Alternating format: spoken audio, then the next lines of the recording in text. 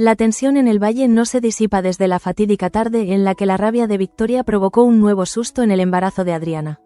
Aún flota en la casa grande un aire de miedo y resentimiento, una mezcla agria de culpa y silencio. José Luis, al enterarse del peligro que ha corrido la joven, pierde el control de esa calma fría que lo caracteriza. Su semblante, normalmente sereno, se transforma en piedra, y sus ojos, endurecidos por el peso del poder, se clavan en la duquesa como cuchillas. No necesita gritar, su sola mirada basta para helar el aire. Victoria intenta justificarse, habla de provocaciones, de malentendidos, de un simple arrebato, pero José Luis no escucha. Para él, lo que ha pasado con Adriana no es un accidente, es la consecuencia inevitable de una cadena de abusos emocionales que se han repetido demasiadas veces bajo su techo. Durante la noche, el duque camina solo por el corredor principal, como un fantasma que arrastra siglos de herencia. Su mente repasa cada palabra dicha por su esposa, cada gesto de desprecio, cada traición sutil. No puede evitar pensar en su propia responsabilidad. Ha permitido que la crueldad de Victoria contamine cada rincón de su hogar, ha cerrado los ojos por comodidad o por miedo a reconocer que su matrimonio hace tiempo dejó de ser un pacto de amor. Y mientras observa el retrato de su abuelo, el primer duque, siente que el peso del apellido Sanz se convierte en una losa. Hasta aquí, murmura para sí. Esa misma noche decide actuar, preparar una encerrona para su esposa, obligarla a enfrentarse a las consecuencias de su conducta. A la mañana siguiente, el palacio amanece con un silencio extraño. Nadie se atreve a cruzar palabra, ni los criados se atreven a preguntar por Adriana, aunque todos saben que el médico ha recomendado reposo absoluto y vigilancia constante. Isabel, más inquieta que de costumbre, ronda los pasillos buscando noticias de su nuera. Cuando al fin logra entrar en la habitación, encuentra a Adriana dormida, con Rafael sentado a su lado, la cabeza entre las manos. No dice nada, pero en su interior siente una punzada de remordimiento. Ella misma ha permitido que su cuñada Victoria maneje demasiados hilos sin freno. Sabe que el duque no perdonará esta vez. Mientras tanto, en otra ala del palacio, Victoria se encierra en su tocador. El reflejo del espejo le devuelve una imagen que no reconoce. Bajo las joyas y los vestidos caros hay una mujer derrotada, sola, consciente de que el respeto que una vez inspiraba ha dado paso al miedo y al desprecio. Intenta convencerse de que todo se puede reparar, que José Luis volverá a mirarla con aquella mezcla de deseo y admiración que alguna vez existió, pero su intuición le dice que esa etapa ha terminado. Cuando la doncella entra para informarle que el duque la espera en el salón principal, su cuerpo se tensa como si fuera al cadalso. La escena que la recibe es un auténtico juicio. José Luis la espera de pie, acompañado de Mercedes, que ha sido llamada como testigo involuntaria. El tono del encuentro es glacial. No hay caricias, ni excusas, solo una sentencia. El duque le comunica que, a partir de ese día, todas las decisiones relacionadas con Adriana y el manejo de las tierras serán tomadas directamente por él. ¿Y si algo más ocurre? Le dice con voz baja, contenida. No habrá valle donde puedas esconderte. Las palabras caen con el peso de una maldición. Victoria intenta responder, pero la voz se le quiebra. Cuando Mercedes se retira, la duquesa queda sola, con el eco de esa advertencia latiendo en su cabeza como un tambor de guerra. Sabe que lo ha perdido todo. En la casa pequeña, la noticia del enfrentamiento se esparce como un reguero de pólvora. Adriana, aún débil, recibe a Alejo y Mercedes. Les explica su decisión de que las ganancias de sus tierras sirvan para mantener el sustento de los trabajadores y reparar los daños causados por la avaricia del duque. Mercedes la mira con orgullo, pero también con miedo. Sabe que esa decisión es una provocación directa a Victoria. Alejo, por su parte, siente la urgencia de actuar. Hay que encontrar a Bernardo, insiste. Sabe que el hombre desaparecido guarda claves que podrían cambiar el destino de Valle Salvaje. Su voz, normalmente tranquila, suena ahora firme, decidida, casi desesperada. A kilómetros de allí, en la bodega donde Martín trabaja desde el amanecer, el ambiente es denso. El joven no logra quitarse de la cabeza la discusión con la duquesa. Cada golpe del martillo contra la madera suena como una réplica del grito que no pudo contener. Isabel se acerca para intentar calmarlo, prometiéndole que ella misma hablará con Victoria para suavizar las cosas. Martín asiente, pero su mirada lo delata. No cree en las promesas de nadie. Esa misma noche, la duquesa cumple su palabra. A su manera, ordena que el muchacho trabaje de noche, en soledad, para que aprenda su lugar. El castigo es una humillación más. Y cuando las horas pasan y el frío cala los huesos, Martín siente que el valle entero se le ha vuelto en contra. Pepa lo encuentra al amanecer, agotado, cubierto de polvo y rabia. Le ofrece un trozo de pan y una idea: huir, abandonar Valle Salvaje antes de que la furia de la duquesa se cobre otra víctima. Martín no responde enseguida, pero la idea prende en su mente como una chispa que enciende un campo seco. Esa misma tarde, Luisa se suma al plan. Entre lágrimas, promete ayudarlo. No puedes quedarte aquí, le dice sin decirlo, con los ojos llenos de miedo. Pepa, práctica como siempre, le busca una carreta que saldrá al amanecer del día siguiente. El plan está trazado, solo falta el valor de ejecutarlo. En paralelo, el duque prepara su encerrona para Victoria. Invita a Mercedes con el pretexto de reconciliar las dos casas, pero en realidad quiere exponer ante testigos la verdadera cara de su esposa. En su mente, no es solo una venganza, es un acto de justicia. Quiere que todos vean quién es la mujer que ha humillado a su sobrina, que ha manipulado a Irene y que casi causa la pérdida de una vida inocente. Victoria, ajena al propósito real del encuentro, se presenta al salón vestida con una elegancia casi teatral. Mercedes la observa en silencio, preguntándose hasta qué punto esa altivez es valentía o simple ceguera. Mientras los preparativos avanzan, Atanasio no pierde de vista a Tomás. Las sospechas sobre el supuesto reparador de chimeneas se multiplican. El hombre finge tranquilidad, pero su nerviosismo lo delata. En un rincón del patio, Alejo lo sorprende hablando en voz baja con Luisa.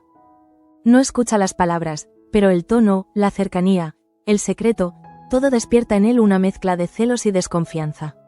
Cuando Tomás se marcha, Alejo la encara. Ella intenta explicarse, pero la tensión entre ambos estalla. El joven Gálvez siente por primera vez que su relación con Luisa podría costarle algo más que el corazón. Podría poner en riesgo todo el equilibrio de la casa grande. En la casa pequeña, mientras tanto, la vida también se tambalea. Bárbara, cansada de los chantajes de don Hernando, lo enfrenta sin miedo. Le deja claro que no quiere volver a ver a ningún de Guzmán en su propiedad. El marqués se queda mudo, herido en su orgullo, incapaz de aceptar que una mujer que considera inferior se atreva a desafiarlo. La tensión se traslada a Pedrito, que al oír los gritos de su hermana pierde el control y se enfrenta al noble con una valentía desesperada.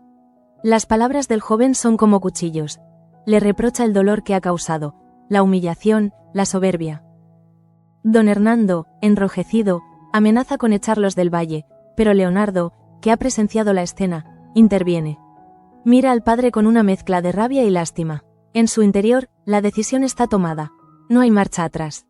Al caer la tarde, busca a Bárbara y le propone huir juntos, empezar de nuevo lejos de todo ese odio. Bárbara lo escucha en silencio, el corazón dividido entre el amor y el miedo. Sabe que escapar con Leonardo significa renunciar a su vida, a su familia, a la tierra donde nació. Pero también entiende que quedarse sería seguir viviendo como una prisionera. La idea de libertad brilla ante ella como un espejismo posible. Él le toma la mano, y por un instante todo el ruido del valle desaparece. Afuera, las campanas del convento anuncian la hora del Ángelus, y el eco de esos tañidos se mezcla con el sonido sordo de una promesa. La de dos almas que, pese a todo, aún creen en la posibilidad de un nuevo comienzo.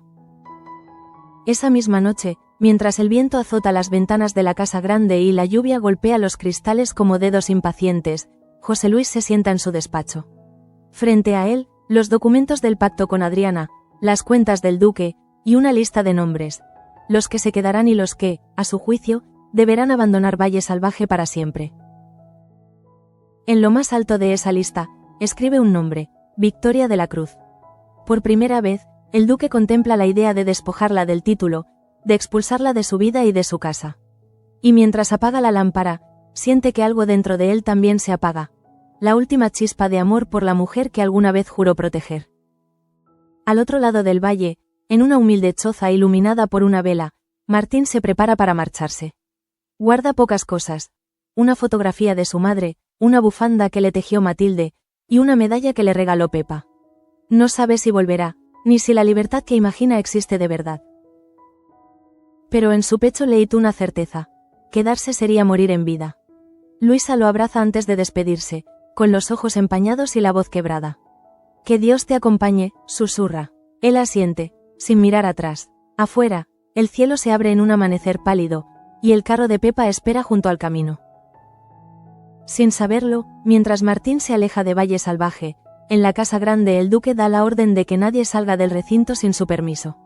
La encerrona está lista. Victoria, creyendo que aún puede dominar la partida, no imagina que está a punto de caer en su propia trampa. El gran salón de la casa grande se convierte en escenario de una tregua imposible. Las cortinas pesadas filtran una luz dorada que parece burlarse de la gravedad del momento. José Luis, en el centro, observa en silencio mientras dos mujeres que representan las dos almas del valle se enfrentan. Victoria, vestida con sus mejores galas, aún aferrada a una dignidad en ruinas. Mercedes, sencilla, serena, pero con la fuerza de quien sabe que defiende la verdad. El duque las invita a sentarse, aunque nadie lo hace. Sabe que no habrá paz, pero necesita que el conflicto se muestre en toda su crudeza. Victoria rompe el silencio con una sonrisa que no llega a los ojos. Habla de reconciliación, de familia, de la necesidad de unir esfuerzos por el bien común. Mercedes la escucha con una mezcla de compasión y escepticismo. Cada palabra de la duquesa le suena hueca, ensayada, como el discurso de alguien que no busca perdón, sino supervivencia. José Luis, mientras tanto, permanece impasible, dejando que el veneno de los años se derrame entre ellas. En un momento dado, Mercedes menciona el nombre de Adriana, su sobrina, la vida que crece dentro de ella, y el tono de su voz cambia. Esa criatura merece nacer en un valle limpio de miedo. Victoria tiembla, no por la frase en sí, sino porque por primera vez siente que ha perdido el control del relato. Ya nadie teme sus palabras.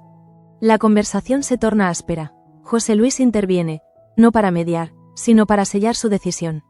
Anuncia que los beneficios de las tierras de Adriana serán administrados por Casa Pequeña bajo supervisión directa suya. Es la primera vez que una orden suya no tiene vuelta atrás. El eco de esa sentencia retumba en los muros. Victoria apenas puede sostenerse. La sangre le sube al rostro, las manos se crispan, y por un instante parece que va a desmayarse. Pero no lo hace, prefiere mantenerse erguida, aunque por dentro sienta que todo su mundo se desmorona.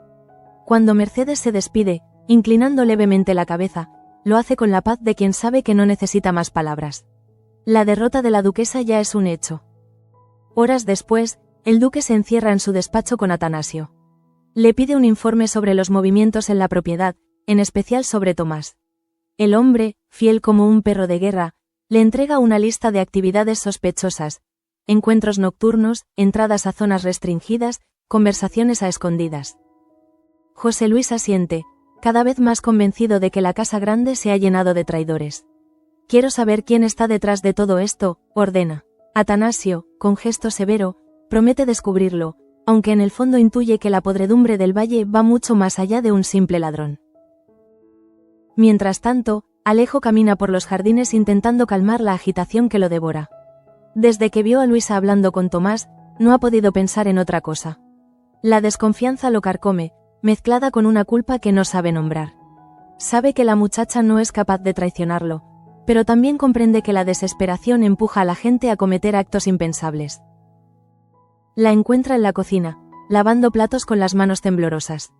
Se miran sin decir palabra. Entre ellos flota el recuerdo de una confianza quebrada. Finalmente, Alejo rompe el silencio y le pide que se mantenga alejada de Tomás, por su propio bien. Ella asiente, aunque su mirada le suplica comprensión. Lo que ninguno imagina es que, en ese preciso instante, Atanasio ya ha comenzado a seguir sus pasos. En otra parte del valle, Leonardo y Bárbara se reúnen en secreto. El plan de fuga va tomando forma. Él ha conseguido dinero suficiente para pagar un coche que los llevará hasta la estación más cercana. Ella, por su parte, ha preparado una pequeña maleta con lo esencial. Unas pocas prendas, un rosario y una fotografía de Pedrito. En su corazón se libra una batalla entre el deseo de libertad y el miedo a las consecuencias. Leonardo, decidido, la toma de las manos. Le promete una vida sencilla, lejos de los títulos y las deudas familiares, lejos del control del duque y del marqués.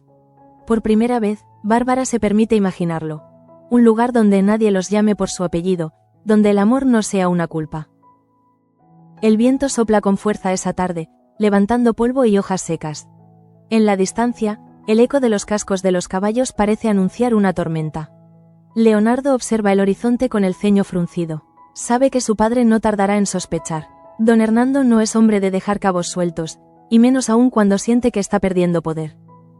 En efecto, en la casa del marqués, el ambiente es denso como una tormenta contenida. Hernando, al enterarse de la rebeldía de su hijo, rompe una copa contra la pared. Irene, que presenció la escena, palidece. Ella también siente que su vida se está desmoronando, que su compromiso con Leonardo es solo una farsa en la que ambos han sido arrastrados por las ambiciones de otros. En su silencio hay una tristeza antigua, la de quienes se acostumbran a ser piezas de ajedrez en un tablero ajeno. Mientras tanto, en la casa pequeña, Adriana recibe la visita de Mercedes. La conversación entre ambas se convierte en un refugio en medio del caos. La joven futura madre, pálida pero serena, confiesa que siente una calma extraña pese a las amenazas que la rodean. Quizás la vida me está enseñando a elegir la paz, dice con una dulzura que conmueve a su tía. Mercedes la mira con ternura, recordando a Inés, su hermana, en los años de juventud. Por un instante, el pasado y el presente se entrelazan, y el sacrificio de Adriana cobra un sentido más profundo. No solo está luchando por sí misma, sino por limpiar el nombre de toda una familia marcada por el dolor. De regreso a la casa grande, Victoria se encierra en su habitación. La conversación con José Luis la ha dejado sin aliento. Ha pasado la vida creyendo que el control era su única forma de amor, y ahora, despojada de toda autoridad, se siente desnuda, irrelevante. En su mente, los recuerdos se agolpan.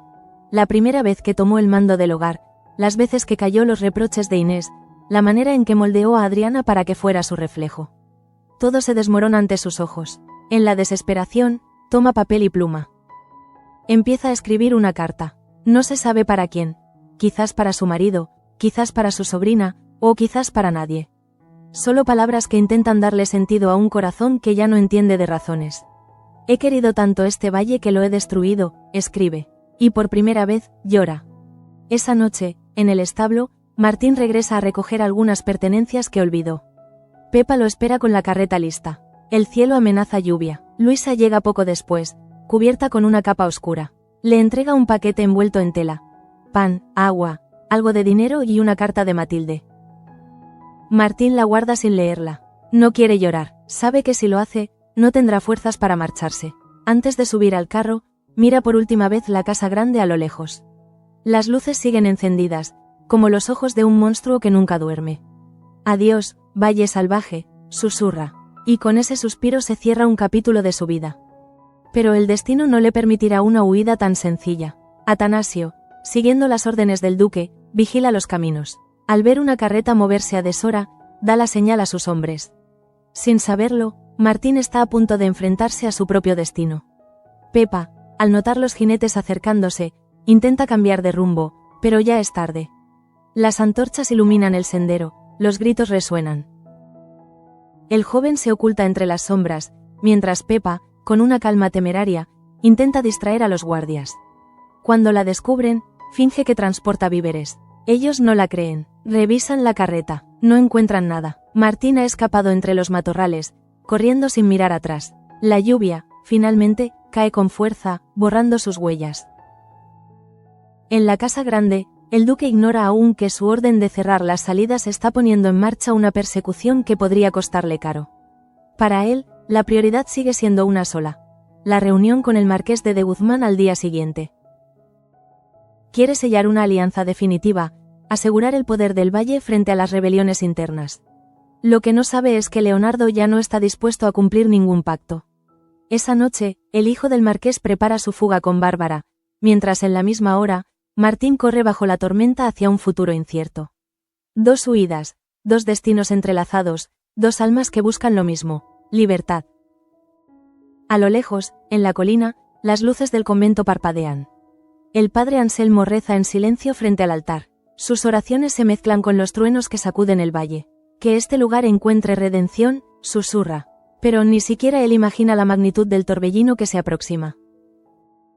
Porque en la oscuridad, cada decisión tomada esa noche, el perdón negado de José Luis, la carta de Victoria, la huida de Martín, el amor desesperado de Leonardo y Bárbara, está tejiendo el hilo invisible de una tragedia que cambiará para siempre la historia de Valle Salvaje. La tormenta arrecia sobre el valle con una violencia casi bíblica. Los rayos iluminan la planicie, dibujando sombras fantasmales sobre los viñedos. Martín corre sin rumbo fijo, empapado, jadeando, con el corazón golpeándole el pecho como si quisiera romperlo para escapar antes que él. La lluvia se mezcla con el barro, y cada paso es una lucha por mantenerse en pie. Detrás, los gritos de los guardias de Atanasio se diluyen entre el estruendo del cielo. Pepa ha sido detenida, lo presiente, y ese pensamiento lo hiere más que el frío que cala los huesos. Su mente repite una única palabra: libertad, pero en Valle Salvaje, la libertad siempre ha tenido un precio demasiado alto. En la casa grande, José Luis recibe la noticia de la fuga en plena madrugada. Atanasio, empapado y furioso, irrumpe en su despacho con el rostro endurecido por la vergüenza. El joven Martín ha escapado, anuncia. El duque levanta la mirada lentamente, con una calma que aterra. No necesita levantar la voz para imponer miedo. Se limita a preguntar: ¿quién lo ayudó? Atanasio baja la cabeza, consciente de que su silencio equivale a una confesión de incompetencia. Lo sabré antes del amanecer, promete. José Luis se levanta, camina hacia la ventana y observa la oscuridad exterior. En su mente, la fuga de Martín no es un simple acto de rebeldía, sino el símbolo de un orden que se desmorona. Primero fue Adriana con sus decisiones, luego Mercedes con su desafío, y ahora un simple obrero con la audacia de escapar. Todo lo que había mantenido bajo control se le escapa de las manos como arena entre los dedos. Mientras el duque ordena cerrar los accesos del valle, la duquesa Victoria, ajena todavía al alcance de los hechos, se consume en su propio tormento. No ha dormido. La carta que escribió sigue sobre la mesa, manchada por lágrimas que ya se han secado. En su cabeza resuena la advertencia de su esposo: no habrá valle donde puedas esconderte. Por primera vez, entiende que no se trataba de una metáfora. El hombre que compartió su vida está dispuesto a destruirla. Camina por los pasillos desiertos, buscando consuelo entre los retratos de sus antepasados. Pero los rostros del linaje parecen mirarla con reproche. Se siente extranjera en su propia casa, una intrusa en el reino que creyó suyo. A unos kilómetros, la carreta de Leonardo avanza lentamente por el camino que lleva hacia la estación. Bárbara, cubierta con un velo oscuro, se aferra a su brazo.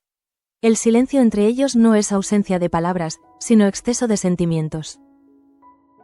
Cada mirada que se cruzan contiene la pregunta que ninguno se atreve a pronunciar: ¿estamos haciendo lo correcto? La respuesta no llega, porque la vida no les ha enseñado a pensar en lo correcto, sino en lo posible. De pronto, un ruido los alerta. A lo lejos, entre los árboles, un grupo de jinetes con antorchas. Leonardo reconoce los emblemas en sus capas. Son hombres de su padre. El marqués ha descubierto su plan. Tenemos que ir por el atajo del molino, susurra, tirando de las riendas. La carreta se desvía bruscamente.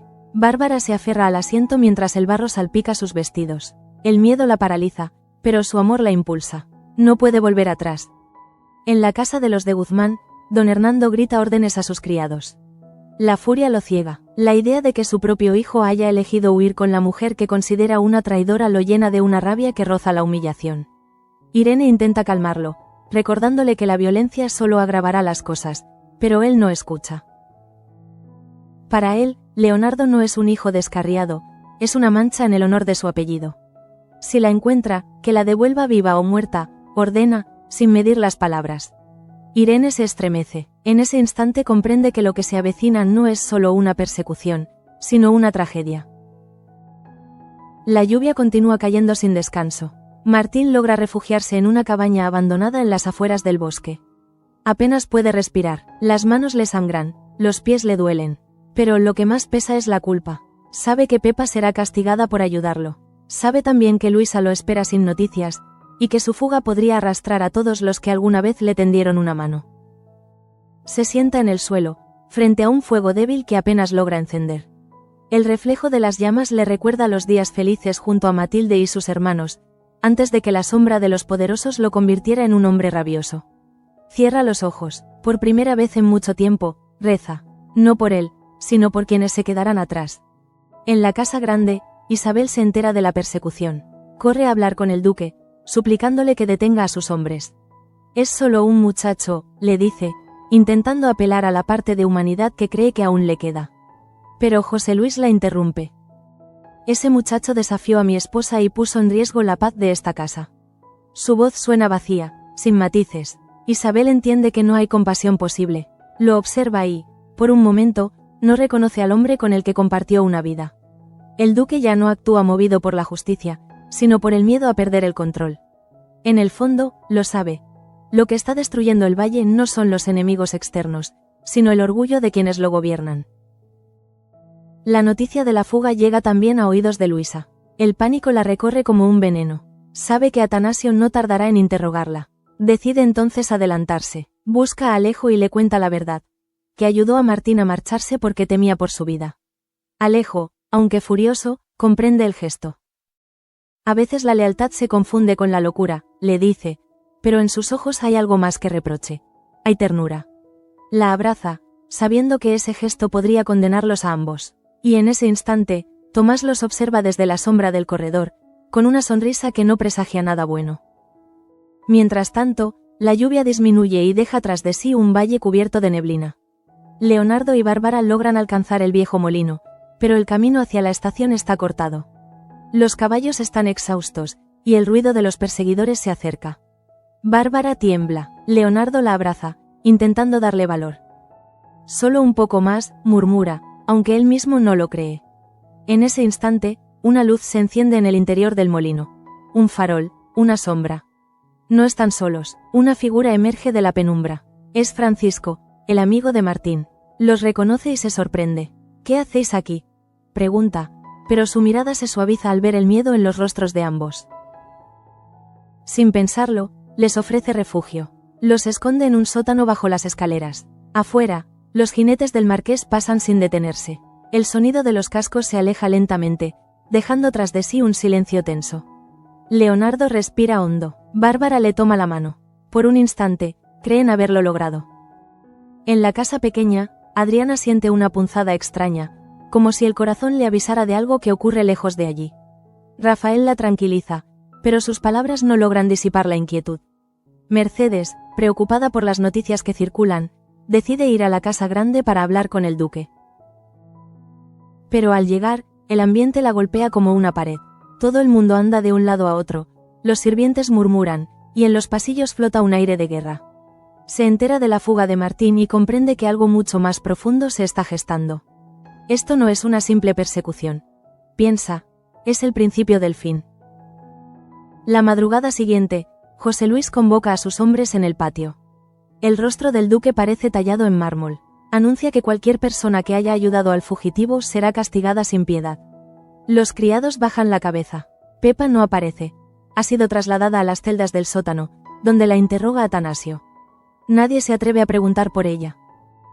Victoria, desde una ventana, observa la escena con una mezcla de miedo y fascinación. En su interior, una parte de ella se siente vengada. El castigo a los insubordinados siempre fue su forma de mantener el orden. Pero otra parte, la que aún conserva algo de humanidad, siente un escalofrío. El duque ha ido demasiado lejos. Ya no es su aliado, sino su verdugo. A esa misma hora, en el molino, Bárbara despierta sobresaltada. Leonardo duerme a su lado, exhausto. Afuera, el amanecer tiñe el cielo de un gris pálido. Ella se levanta, camina hasta la puerta y respira el aire húmedo. Por primera vez en años, no siente miedo. Quizás porque ya no tiene nada que perder. De pronto, una voz la sobresalta. No podéis quedaros aquí, dice Francisco, que ha vuelto con provisiones. Les explica que los hombres del marqués patrullan el camino hacia el norte y que la única salida segura es cruzar el río al anochecer. Leonardo asiente, sabe que es arriesgado, pero no hay otra opción. Antes de partir, le entrega a Francisco una carta para su madre. Dile que la quiero, aunque no pueda volver. El hombre la guarda sin prometer nada. Sabe que en Valle Salvaje, las promesas son monedas rotas. De vuelta en el palacio, Atanasio informa al duque de la captura de Pepa y del hallazgo de rastros de barro cerca del camino del molino. José Luis, sin pestañear, ordena enviar hombres en esa dirección. Quiero resultados antes del anochecer. No imagina que esas palabras sellarán el destino de dos almas que solo querían escapar. Mientras tanto, Rafael entra en el despacho buscando explicaciones. ¿Hasta cuándo vamos a vivir así?, pregunta. El duque no responde. La tensión entre ambos es insoportable. Adriana, desde la puerta, observa la escena. Siente que el hombre que antes respetaba se ha convertido en alguien irreconocible. Y en su interior, Una voz le susurra que el hijo que lleva en su vientre merece un futuro lejos de ese infierno. La jornada continúa con un aire de tragedia inminente. El sol logra asomar entre las nubes, pero su luz parece ajena, distante.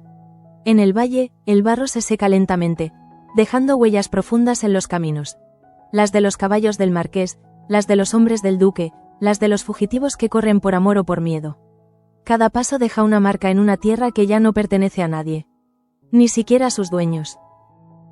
El amanecer llega con un silencio denso, de esos que preceden a la catástrofe. En Valle Salvaje, la lluvia ha dejado un paisaje de barro y heridas abiertas. Los caminos están cubiertos de charcos, y la niebla se aferra a las colinas como un velo de luto. A lo lejos, el sonido metálico de los cascos sobre el suelo húmedo rompe la quietud. Son los hombres de José Luis, desplegados por todo el valle, avanzando con órdenes precisas. Encontrar al fugitivo, recuperar el control. Ninguno de ellos sabe que no buscan a uno, sino a dos. En el molino, Leonardo y Bárbara se preparan para cruzar el río. Han esperado a que el sol caiga para evitar ser vistos, pero el tiempo juega en su contra. La corriente ha crecido, rugiendo como un animal salvaje tras la tormenta. Leonardo ata las riendas de los caballos a un tronco y revisa la barca improvisada que Francisco les dejó.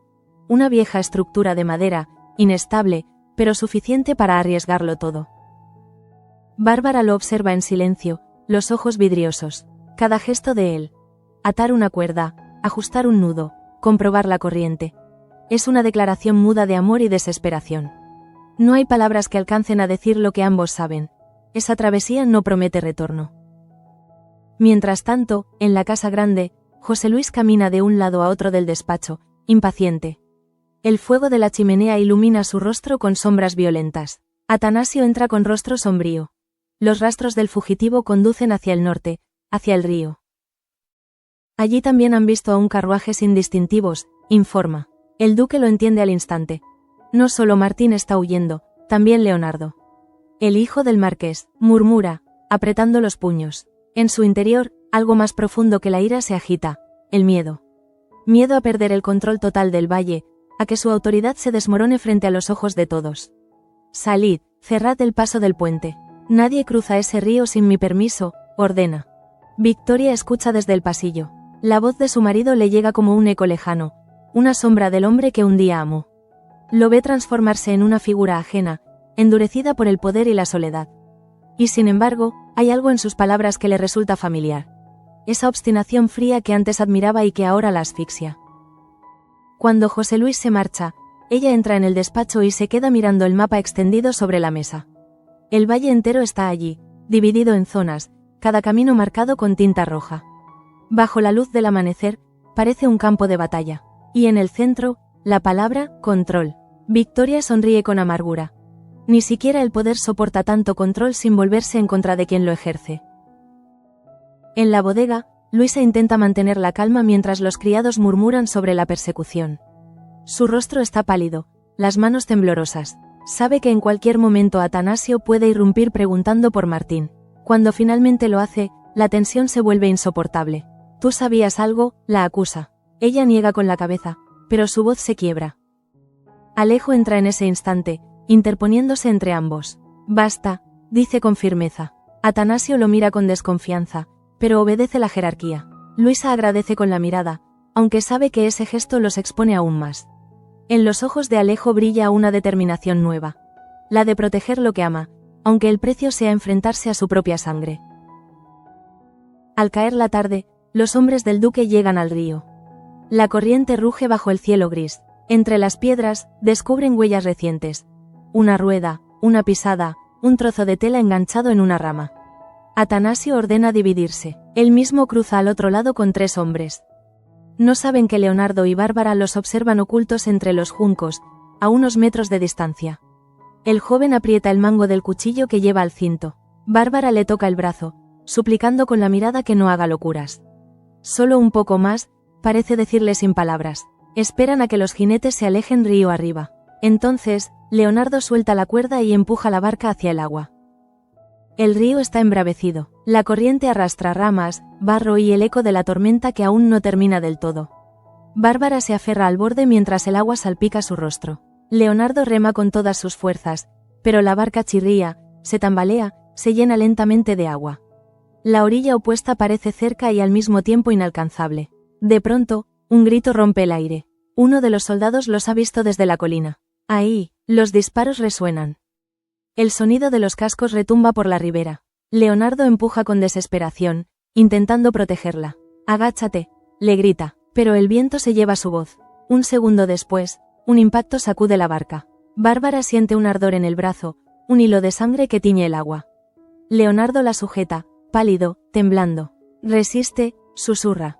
En la casa pequeña, Adriana se despierta sobresaltada. Ha soñado con un río, con gritos, con sangre mezclada con barro. Mercedes la calma, pero la joven insiste en que algo terrible está ocurriendo. «Siento que alguien se está despidiendo», dice, llevándose una mano al vientre.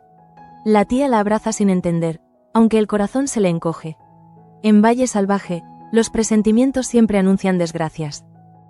Mientras tanto, Victoria entra a la capilla privada del palacio. Las velas parpadean, proyectando su sombra sobre las paredes. Se arrodilla ante el altar, no para rezar, sino para enfrentarse a su propia conciencia. «He querido proteger lo mío, y he destruido a los míos», murmura. Por primera vez, no culpa a nadie más. No culpa a Adriana, ni a Mercedes, ni a José Luis. Solo a sí misma, pero el perdón no llega. Las lágrimas se confunden con la cera derretida, y la duquesa siente que incluso Dios le da la espalda. De vuelta al río, la barca de Leonardo está a punto de volcar. El agua entra sin piedad. Bárbara intenta ayudarlo, pero sus fuerzas flaquean. «Déjame aquí», dice entre sollozos, pero él la ignora. «Ni muerta te dejo», responde con rabia, aunque sabe que quizás no podrá cumplirlo. En la orilla, los soldados se acercan. Uno de ellos lanza una cuerda, que cae cerca de la barca. Leonardo la ignora y sigue remando. Otro disparo, un nuevo impacto. La barca se inclina, un grito, luego, el silencio, solo el ruido del río arrastrando todo lo que encuentra a su paso. Cuando Atanasio llega al lugar, ya no ve a nadie, solo restos de madera flotando y un pañuelo blanco enganchado en una rama. Lo recoge, está manchado de sangre, lo guarda en el bolsillo sin decir nada. Sabe que esa mancha es una sentencia. Ordena seguir buscando, pero en su interior, algo le dice que el río ha cobrado su tributo. Al anochecer, José Luis recibe el informe. Atanasio deja el pañuelo sobre la mesa. El duque lo observa en silencio, luego se sienta. Su respiración se vuelve pesada, su mirada se pierde en el fuego de la chimenea. No dice nada, no hace falta. Sabe que esa sangre no pertenece solo a los fugitivos, sino a su propia autoridad que se desangra poco a poco. Victoria entra sin ser anunciada. Lo ve así, derrotado, y por primera vez siente piedad. Se acerca, intenta tocarle el hombro. Él se aparta, sin mirarla. «Mañana, los de Guzmán sabrán que su hijo ha muerto», dice con voz hueca. «Y tú te encargarás de anunciarlo». La duquesa palidece. «No puedo». «Sí puedes, es lo único que te queda por hacer». Esa noche, Valle Salvaje parece respirar con dificultad. Las luces del palacio parpadean, el viento arrastra los últimos vestigios de la tormenta, y en la distancia el río murmura su letanía de secretos. En la casa pequeña, Mercedes reza junto a Adriana. En la casa grande, Isabel se encierra con Rafael, temiendo la reacción de los de Guzmán. En el molino, Francisco enciende una vela por los fugitivos que ayudó. Y en la capilla, Victoria sigue arrodillada, con el rostro cubierto de lágrimas, sin saber que el amanecer traerá un castigo aún más cruel. El desprecio absoluto del valle entero. Porque cuando los hombres del duque regresen con la noticia, cuando los criados empiecen a murmurar que la duquesa ordenó perseguir a los enamorados, cuando el marqués llegue gritando que su hijo está muerto y exija justicia, nadie mirará al duque. Todos mirarán a ella, y ese será el verdadero fin de Victoria de la Cruz. No la muerte, sino la soledad más absoluta, esa que ni el poder ni las joyas pueden llenar. El amanecer del día siguiente se levanta sobre un valle salvaje distinto, más silencioso, más viejo, como si la tierra misma hubiese envejecido durante la noche. Las campanas del convento tocan a misa, pero su sonido no trae consuelo, sino un eco de luto que se expande por las colinas. Los campesinos se miran entre sí sin atreverse a preguntar. En el aire flota una noticia no pronunciada, una certeza que nadie quiere confirmar. En la casa grande, el duque José Luis se sienta a la mesa sin probar bocado. Frente a él, el pañuelo manchado de sangre descansa como una reliquia maldita. Isabel entra con paso lento, sosteniendo una bandeja con el desayuno que nadie tocará. El marqués está en camino, dice en voz baja. José Luis asiente, pero no responde. Desde que recibió el informe, ha permanecido en un silencio espeso, mirando las llamas de la chimenea como si esperara encontrar en ellas una respuesta. La suya no es la calma del hombre fuerte, sino la quietud del que se sabe derrotado por su propio orgullo. Cuando el carruaje de los de Guzmán llega al palacio, el estrépito de los cascos rompe el silencio como un trueno. Don Hernando desciende antes de que los criados puedan anunciarlo. Su rostro es una máscara de furia y dolor. Irene lo sigue, con los ojos enrojecidos y el alma hecha trizas. El marqués atraviesa el vestíbulo con paso firme. Nadie se atreve a detenerlo. Frente a José Luis, lanza un grito que retumba por toda la casa. «Has matado a mi hijo». El duque no responde, no intenta defenderse, sabe que toda palabra sería inútil. Entre ambos hay más que enemistad. Hay siglos de rivalidad, de heridas acumuladas, de silencios que ahora se transforman en gritos. Victoria desciende lentamente las escaleras. Su vestido oscuro la hace parecer un espectro entre los vivos. En su rostro no hay maquillaje, solo el rastro de una noche sin sueño. Cuando el marqués la ve, se abalanza hacia ella, pero José Luis se interpone. «Fue tu esposa quien ordenó la persecución», grita Hernando. «Fue ella quien convirtió este valle en un cementerio». Las palabras caen como piedras. Todos los presentes se giran hacia la duquesa. En ese instante, el peso de la mirada colectiva es más cruel que cualquier castigo. Victoria siente que las piernas le fallan. No fue así. Balbucea, pero su voz se ahoga. Nadie la escucha, nadie la cree. El marqués abandona la casa dejando tras de sí una estela de odio. Cuando las puertas se cierran, el silencio vuelve a caer, denso, insoportable. José Luis se acerca a su esposa. No hay ternura en su mirada, solo cansancio. «Te advertí que el valle te devoraría», dice, y se retira sin mirarla de nuevo. Esas palabras, más que una sentencia, son una despedida. Victoria se encierra en su habitación. Por primera vez, el palacio le parece una prisión. Cada objeto, el espejo, los retratos, los muebles, parece acusarla. Se acerca a la ventana y contempla el horizonte. La niebla cubre los campos, y en el río, que apenas se vislumbra a lo lejos, cree ver el reflejo de dos figuras que se alejan de la orilla.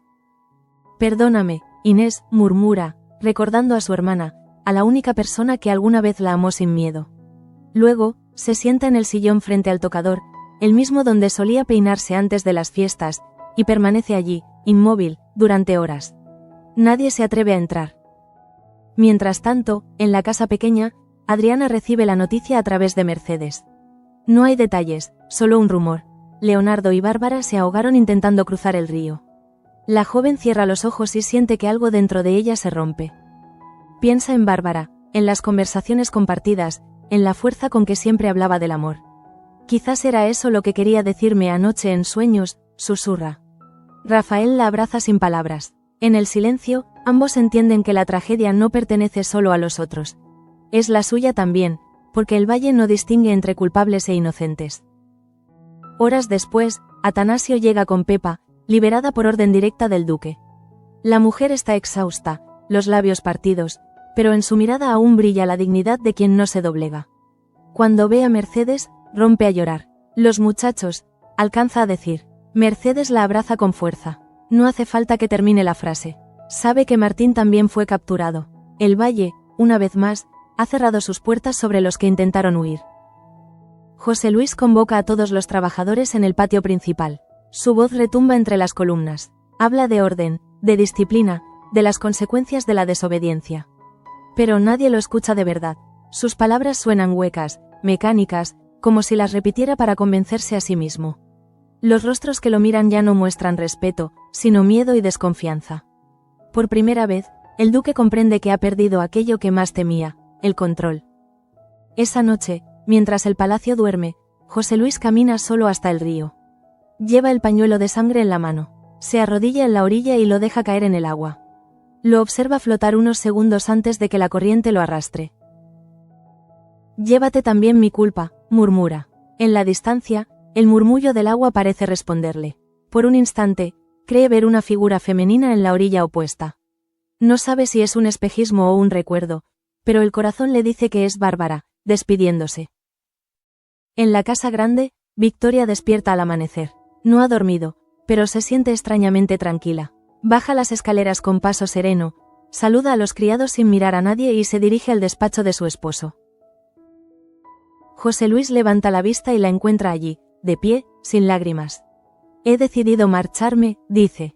No puedo seguir viviendo entre las ruinas de lo que destruí. Él no responde, solo asiente. La duquesa abandona el palacio sin mirar atrás. Nadie la detiene, nadie se despide. Semanas después, el valle intenta retomar su ritmo. Los jornaleros vuelven al trabajo, las campanas suenan, las hojas del otoño comienzan a caer. Pero nada es igual. Adriana da a luz a su hijo en la casa pequeña, rodeada de Mercedes y de los suyos. La criatura llega al mundo en silencio, con los ojos abiertos, como si ya conociera el peso de la historia que hereda. Rafael lo toma en brazos y promete no repetir los errores de sus mayores. Este valle será diferente, dice, aunque en el fondo sabe que la tierra no olvida tan fácilmente. José Luis visita a su nieto en secreto. Lo contempla dormido y, por primera vez en mucho tiempo, sonríe. No dice nada, solo deja en su cuna una medalla de plata con las iniciales de la familia Sanz. Es su forma de pedir perdón. Al salir, mira una última vez la casa pequeña. El aire fresco le golpea el rostro, y por un momento siente algo parecido a la paz.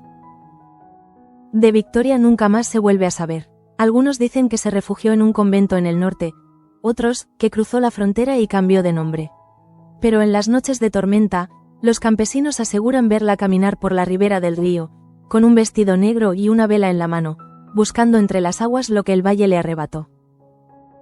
El río, mientras tanto, sigue su curso, arrastrando las historias de todos. Las de los que amaron, las de los que huyeron, las de los que mandaron y perdieron. Valle Salvaje vuelve a su calma habitual, esa calma engañosa que solo el silencio de los vivos puede mantener. Y así termina la jornada más oscura que el valle haya vivido. No con un estallido, sino con un suspiro. No con gritos, sino con el peso invisible de las culpas compartidas.